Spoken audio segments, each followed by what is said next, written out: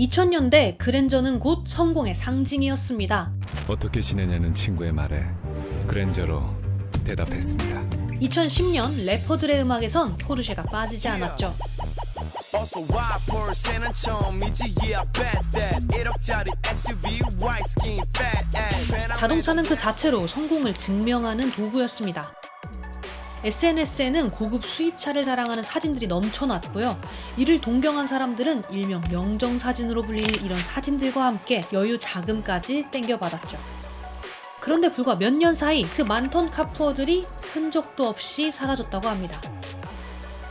카푸어가 사라진 이유를 알기 위해서는요, 먼저 살펴봐야 할 것이 있습니다. 왜 한국에 유독 카푸어가 많았을까요?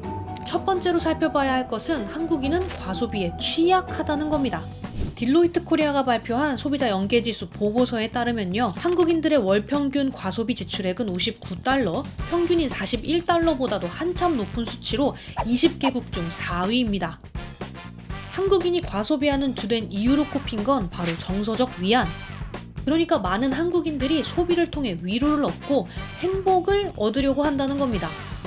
한국이 OECD 우울증 유병률 1위, 자살률 1위라는 사실은 슬프게도 모두가 알고 있는 우리의 현실입니다.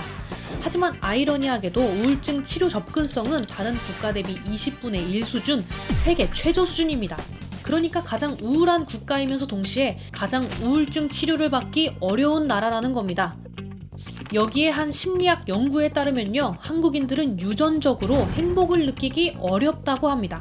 신경전달 물질인 아난다마이드는 불안이나 공포를 느끼는 상황에서 두려움의 감정을 이겨내고 긍정적으로 사고할 수 있도록 도와준다고 합니다. 그런데 한국인은 이 아난다마이드가 아주 적게 분비되는 민족이라는 겁니다. 아난다마이드는 마리화나에 함유된 환각물질과 유사한 구조를 가지고 있어서 일명 몸속 마리화나라고 불리기도 하는데요. 그런데 중국과 한국 등 이 동아시아 지역에서는 이 아난다마이드가 아주 적은 양 분비된다는 거죠. 북유럽이 21%, 나이지리아가 45%인데 반해 한국은 약 14%에 불과합니다. 그러니까 애초에 한국인은 유전적으로 행복감을 느끼기 어려우며 결국 이 부족한 행복을 소비를 통해 채워왔다는 겁니다.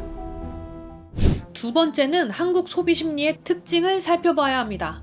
한국이 어떤 사회인가를 정의할 때 흔히 집단주의 사회라고 말하곤 하죠. 가족, 학교, 직장과 같은 소속과 집단의 조화, 또 그들로부터 오는 인정을 중요시하는 전통적 가치관이 자리 잡은 사회이기 때문인데요. 소비는 개인적 차원에서 일어나는 행위지만 구입한 물건에 대한 평가는 결국 개인을 둘러싼 집단으로부터 이루어집니다. 예를 들어 자동차를 구입하는 행위는 개인적 소비지만 구입 후에는 그 차량이 과연 그만한 돈을 지불할 가치가 있었는지에 대한 평가를 주변 집단으로부터 받는 경우가 많죠. 세계 문화 비교 연구에서 살펴본 각국의 규범의 강도를 보면요, 33개국을 대상으로 빡빡한 국가와 느슨한 국가로 순위를 매겼는데요. 한국은 파키스탄과 말레이시아, 인도와 함께 빡빡한 국가로 분류가 되었습니다. 여기서 빡빡하다는 것은 일탈 행위에 대한 관용이 낮은 사회를 의미하는데요. 이런 국가들에서는 개인의 행동을 사회 전체가 감시하는 구조입니다. 즉, 타인의 시선을 의식하면서 조화를 강요하는 분위기가 형성되었다는 거죠. 여기서는 개인의 소비 행동조차 집단을 크게 의식하는 구조 속에 있는 겁니다. 이와 반대로 미국과 브라질, 뉴질랜드와 호주 등의 국가들은 타인의 시선보다는 개인의 만족을 중시하는 느슨한 국가로 분류되었습니다. 그러니까 정리하자면 우리나라는 남이 나를 어떻게 볼까를 매우 신경 쓰는 사회라는 겁니다. 한 커뮤니티에서 화제가 된 한국을 망친 문화. 소셜미디어를 통해 끊임없이 더 높은 기준을 접하면서 더 화려하고 비싸야 인정받을 수 있는 문화가 깊게 자리 잡았습니다. 급기야 그 수준을 평균이라고 인식하기 시작했죠. 그러니까 요즘 세대가 평범한 삶의 기준을 과도하게 높게 설정하면서 진짜 평범한 삶은 마치 많이 뒤처진 것처럼 보이게 되었다는 겁니다. 이 평균에 대한 기준치가 높아지니까 절대 다수의 평범한 청년들은 자신이 도태되었다고 느끼고 있다는 거죠. 자랑하고 싶은 거 있으면 얼마든지 해. 난 괜찮아. 왜냐면 난 부럽지가 않아. 한 개도 부럽지가 않아. 한국인의 소비 문화와 관련한 연구들을 보면요. 한국인은 소비 결정에 있어 타인의 평가를 가장 크게 고려하는 집단이라고 분석하고 있습니다. 이러한 현상을 연구들에서는 타자 승인 지향이라고 표현했는데요. 집단의 시선과 기대가 개인의 선택에 강한 영향을 미치는 이 구조에서는 소비 또한 나를 위한 행위가 아니라 인정을 얻기 위한 행위로 자리 잡게 된 겁니다. 결국 그동안 인정받기 위해 혹은 추앙받기 위해 고급 차량을 구입했던 카푸어 현상이 두드러지게 된 겁니다. 한국에서 소비가 어떻게 보일 것인가에 초점이 맞춰져 있다는 것은 외신들에서도 이미 여러 번 다뤄진 이야기거리입니다.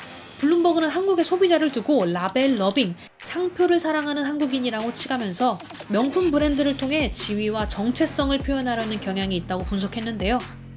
그러면서 자녀의 학교 행사에 참석하는 학부모들이 다양한 명품 가방과 고급 의류로 자신을 표현하는 것을 예로 들기도 했습니다.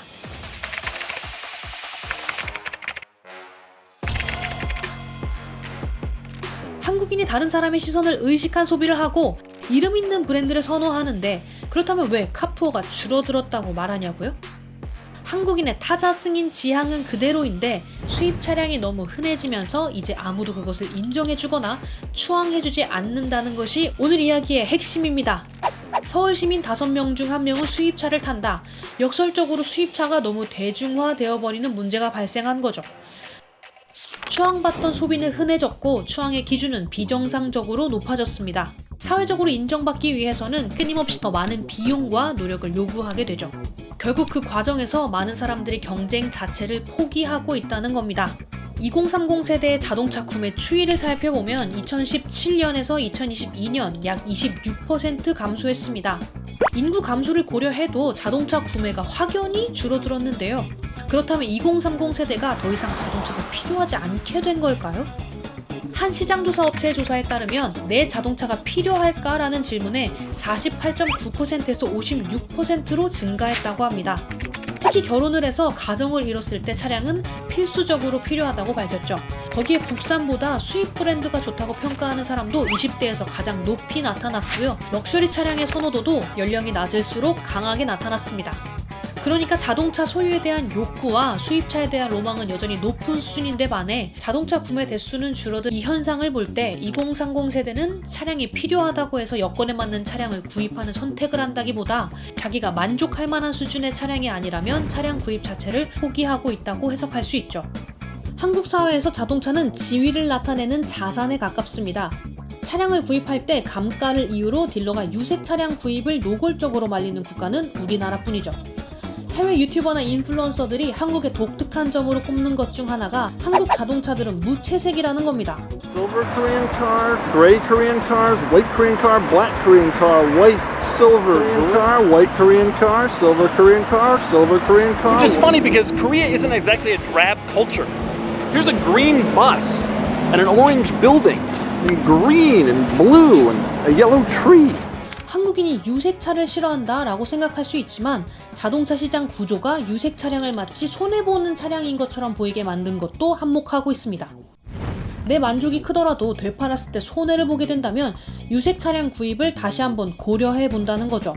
이는 한국인이 개성이 없어서라기보다는 대한민국은 감가상각이 만든 무채색의 나라라고 할 수 있지 않을까요? 자, 그럼 카푸어는 점점 없어지게 될까요? 한때 벤츠, 아우디, BMW는 소수만이 누릴 수 있는 상류층의 전유물이었습니다. 빚을 내서라도 그 차를 소유하면 잠시나마 상위 계층에 발을 들인 듯한 기분을 느낄 수 있었죠. 하지만 지금은 빚을 진다 하더라도 그런 만족감을 느끼기조차 어려운 시대가 온 겁니다. 페이크 머니와 리얼 머니를 가르는 것, 럭셔리 브랜드들은 가치를 지키기 위해 더 장벽을 높이고 더 공고히 세우고 있습니다. 에르메스는 가방을 사기 위해 일명 실적템이라고 불리는 비인기 상품들을 사들여야 가방을 살 수 있는 기회를 부여받고요. 롤렉스는 앞으로 고객의 직업이나 거주지를 조사한 후 구매 예약을 받겠다고 밝혔습니다. 소비 기회 자체를 선별적으로 주겠다고 나선 거죠. 이 과정에서 실패한 브랜드가 대표적으로 구찌입니다. 포지셔닝을 보급형 프리미엄으로 넓힌 순간 누구나 가질 수 있게 되면서 더 이상 아무도 구찌를 추앙하지 않게 된 겁니다. LVMH의 베르나르 아르노는 명품은 영원히 성장하는 시장이라고 말하면서 명품 사업에서 가장 중요한 키워드는 욕망이라고 말했습니다. 명품 시장에서 살아남는 법은 아이러니하게도 살 수 없어야 한다는 것에 있습니다. 삶이란 결국 한정된 자원을 두고 벌이는 경쟁이라고 할 수 있습니다. 그 속에서 우리는 내가 얼마나 가졌는지보다 남보다 얼마나 더 가졌는지에 가치를 두고 있는지도 모릅니다. 하지만 진정한 문제는 우리는 영원히 만족할 수 없다는 겁니다. 더 많고 높아야 한다는 전제는 결국 무한 경쟁을 부르고 지금 느끼고 있는 만족도 결국 시간이 흘러 사라지게 될 겁니다. 혹시 오늘 카푸어가 사라졌다는 영상의 제목을 보고 한국이 더욱 건강한 사회가 되었을 것이라는 기대를 하고 들어오진 않으셨나요? 불행하게도 한국은 더욱 괴로운 사회가 된 듯합니다. 오늘 주제에 대한 여러분의 생각을 댓글로 남겨주세요. 오늘 엔카TV가 준비한 이야기는 여기까지입니다. 다음에 더 재밌는 이야기를 들고 찾아오겠습니다.